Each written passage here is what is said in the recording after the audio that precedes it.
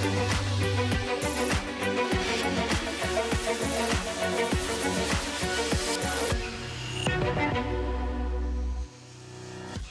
morning. It is Monday, the 24th of November. I'm Maeve McMahon, and this is Europe Today, Euronews' daily live fix of European news and analysis.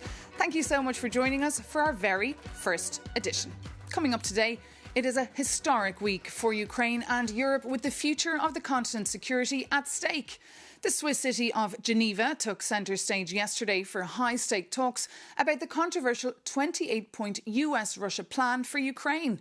EU ambassadors also huddled in Brussels last night to work on a counter-proposal to give Kyiv more space to negotiate a better deal. But the clock is still ticking towards a deadline set by President Trump for this Thursday Thanksgiving. To get up to speed, let's bring in now Euronews' EU editor, Maria Tadeo.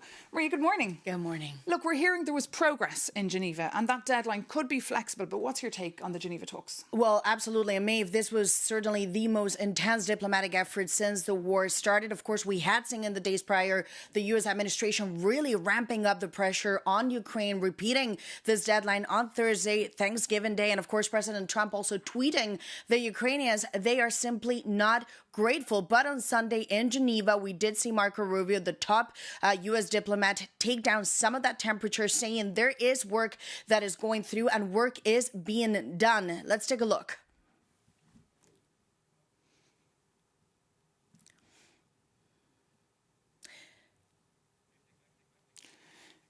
Well, indeed, the Americans have certainly left, and they said that there was, progress was made indeed. But meanwhile, today, the Europeans are meeting the Africans in Angola, and we've seen that the EU Council President Costa has asked them to huddle together to discuss Ukraine. But what exactly can the Europeans do? Well, Maeve, yesterday on the Sunday, European ambassadors already met here in Brussels. They will huddle, as you say, on the sidelines of this meeting on the Monday. There has been a lot of leaks over the weekend about documents in terms of this counter-proposal. Euronews has seen them. We have to stress 2 points. One is the European leadership is not officially endorsing any of these documents, but the direction they want to take, and sources are very clear to Euronews on this, is that they want to seize and ease some of the pressure on the territorial concessions. The idea that the frozen assets would be released and given to Russia, that is an absolute no-go. They also want to stress that there would be no veto to Ukraine when it comes to NATO. If Ukraine does not join NATO, it's not because of Russia. It would be because there is simply no consensus around NATO allies. They also want to stress the idea of a ceasefire too. So that is the direction they want to take.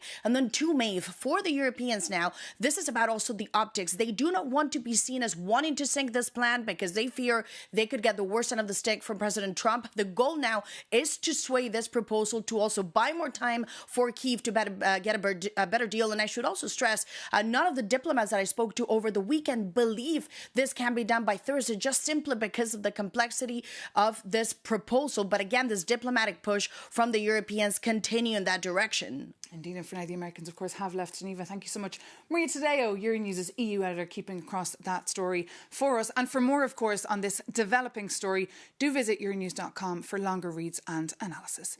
But coming up, we'll be joined here in the studio by Michał Baranowski, the Polish trade minister, who's in Brussels today for what are set to be very, very frank talks between the Americans and the Europeans about the fraught EU-US trade deal. The EU signed up to an unbalanced deal on tariffs to stabilise relations with the US and assure support for Ukraine, but it is not sure that that bet will pay off. Minister Baranowski, welcome to Europe Today. Great to be with you. Thank you so much for joining us on what is a very intense, busy day for you. But first, a critical week as well for the Ukrainians and the Europeans. But the Europeans are not getting a seat at the table here. Well, we are getting there. It's a little bit confusing, the situation around the peace plan. It turns out that this is an opening bid rather than a final proposal. We are now back at the new stage of the negotiations. The initial proposal, I think it was clear, was not balanced. So that's been put in the dustbin, has it? The 28 plan that was clearly had the fingerprints of the Kremlin all over, is that ditched? Is it in the bin? I would not say it as that far. Look, and it's in the end for Ukrainian government to decide what they can accept or not. But it's not only Ukraine's security, it's very much Europe's security. Therefore, we are at the table We are the biggest backer, both financial and militarily, of Ukraine, and that makes perfect sense for us to be very much part of the plan. And that's why the Europeans are meeting today in Angola. I mean, on the sidelines of the EU-Africa meeting. Will they be able to sway this? I'm very hopeful and optimistic. I really cannot imagine, frankly, let's imagine the opposite scenario in which Europeans are not part of the solution. How would it work? Who would pay for it? Who would provide security guarantees with United States? In the end, we all want, and I'm convinced that President Trump as well, wants a stable peace, not only something that will be taken advantage of by the Russian government that has a long history of walking away from any agreements that they signed the day before. And as I said, the Americans have left Geneva, but their counterparts have arrived here in Brussels, and that's why you're here for high-stakes trade talks. I mean, the EU agreed to the 15% tariffs on the basis that the deal would provide stability and keep the US engaged. But given what we know now, Minister, should we reject this deal that was signed off back in July? No, we should not. I mean, this is a deal that provided stability. We are meeting today with Secretary Lutnick and USTR Greer to talk about where we are. It provided stability, and also in comparison to other US deals, this is actually pretty decent deal that Europe got. Would I be happier if it was more balanced, if we got a bigger slice of the pie? Absolutely. But I think we'll be looking at both what has been signed and the bigger strategic picture, because also what has happened is we have seen, for example, China putting a dependency on rare metals right on the table as a big gun, both against the US and against Europe. And today's all about the nitty-gritty. I mean, what kind of exemptions will you be trying to get today? It's not only about the nitty-gritty. The nitty-gritty is, to a large extent, done by the Commission that put forward an action plan.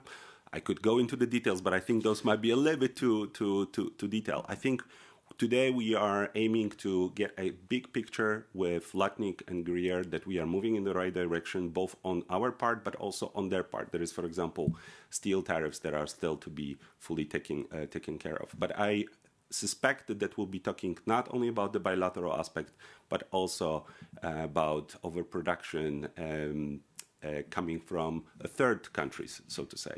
And tech, of course, is coming into these trade talks as well. I mean, is the US trying to push you to change your digital rules and legislation?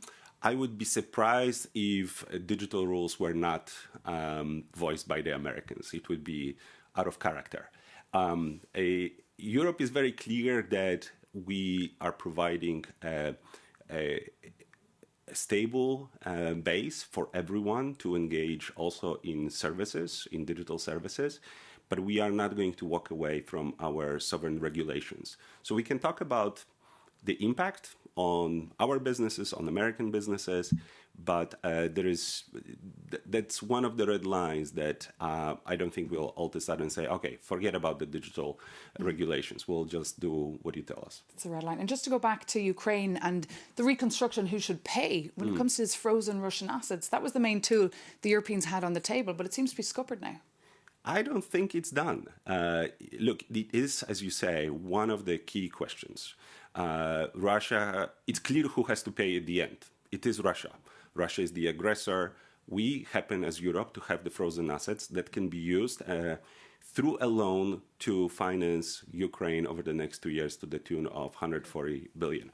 And I don't think this is gone. We do need to make sure that that tool is preserved in our pocket. OK, we'll keep an eye on that. Thank you so much, Minister, for being with us, and best of luck for your busy day. Now, as I said, another major point on the minds of Europeans is, of course, the plan to use Russian frozen assets to fund the reconstruction of Ukraine. But President Trump's plans throws the reparations loan for the country into disarray, as Jakub Janis reports. You don't have the cards. That is what Donald Trump told President Zelensky earlier this year. But Brussels thought it held an ace, the frozen Russian assets. Now, the 28-point US peace plan has called out Europe's hand. And the pot is massive. Estimated 300 billion euros in Russian central bank assets are frozen across the G7 countries. The vast majority, 185 billion euros, is locked right here in Belgium by Euroclear, a securities depository. Brussels planned to use the Russian frozen assets to issue an unprecedented reparations loan for Ukraine. But the US plan flips the script with a controversial proposal: unblock the funds and split them into two investment vehicles.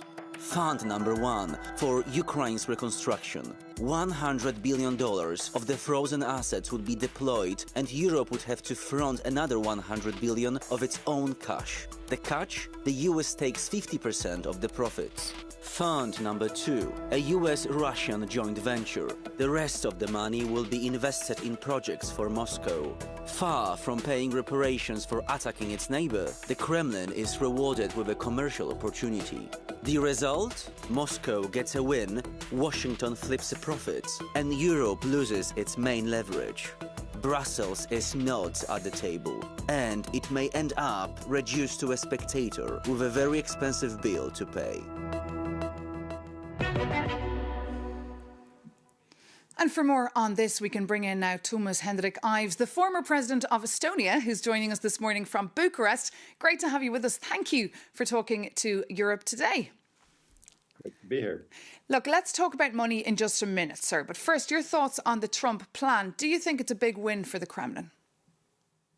It's a fantastic win for the Kremlin, at least as it was originally proposed. And it's probably not the Trump plan, it's the Trump-Putin plan.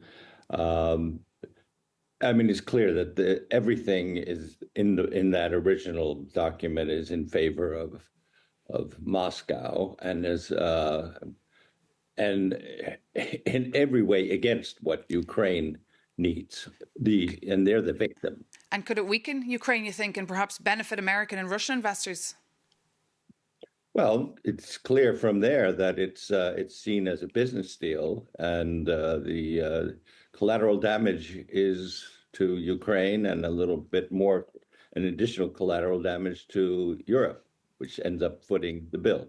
So what should the Europeans be doing here? I mean, they've come up with a counter-proposal last night. Ambassadors were meeting. EU leaders will meet today in Angola. What should they be doing here? Well, it's clear this plan cannot fly without the Europeans. The Europeans are supposed to be paying for it ultimately. And moreover, the plan as originally foreseen, without even consulting Europeans, says, okay, planes will be based in Poland, without ever asking Poland. Where does this come from? So this will not fly. Ultimately, if the Europeans scupper this deal, then nothing will happen.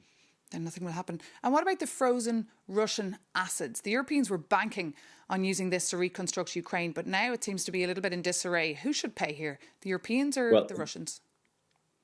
Well, it's an ongoing discussion. It is not. We have not gotten to the end of it, and the Europeans are not paying. This money these are frozen Russian assets, and the dispute is how do we get those funds? And that's where the discussions are going on with the Belgians. But otherwise, this money is Russia's, and it will be spent on reparations and on repairing Ukraine once this war is over. Okay, Thomas Hendrik Ives, thank you so much for joining us and being our guest this morning on Europe Today. And thank you so much for watching, because that does indeed bring this edition to an end. For more news and headlines, do take a look at Euronews.com or download the Euronews app to stay afloat of all the developing stories. I'll be back tomorrow, bright and early Tuesday, live here on Euronews. See you then.